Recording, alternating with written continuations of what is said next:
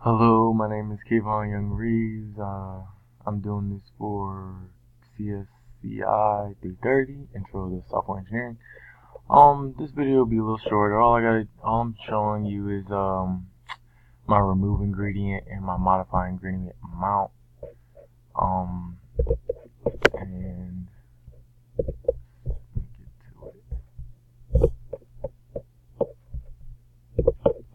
And I have that right. Here's my modify.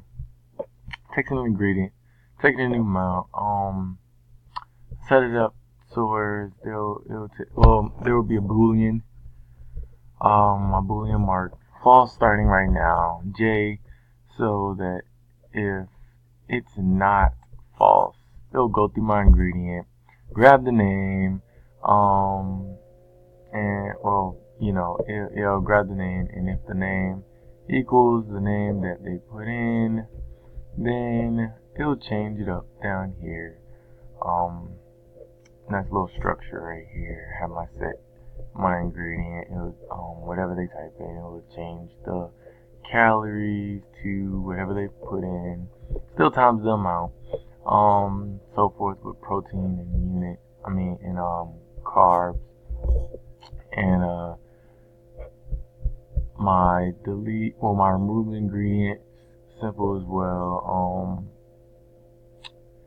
If or whatever ingredient is passed through, it'll match it up, and once it matches it up, it'll grab the appropriate ingredient and kick it out the array. Nice little for loop down here. And if it's not found, it'll still tell the user which ingredient is not found. Good way to test that is just to show you. Did that around here. Have to, just so it'll call out or make sure that it's not grabbing the same flour. And I have my modify to change chocolate to 1.5, egg to 1.5. But right there you can see that is 1 and 2. So let's just run it, see what happens. Oh, it's still calling my previous method calls. Let's just do simple 200. Okay, cool. The pause worked, so let's just do continue. Alrighty, let's see what it look like. Yes, it works. This is in another implementation C, but it tells us that our ingredient is successfully removed. Then it tries it again, but it's not found.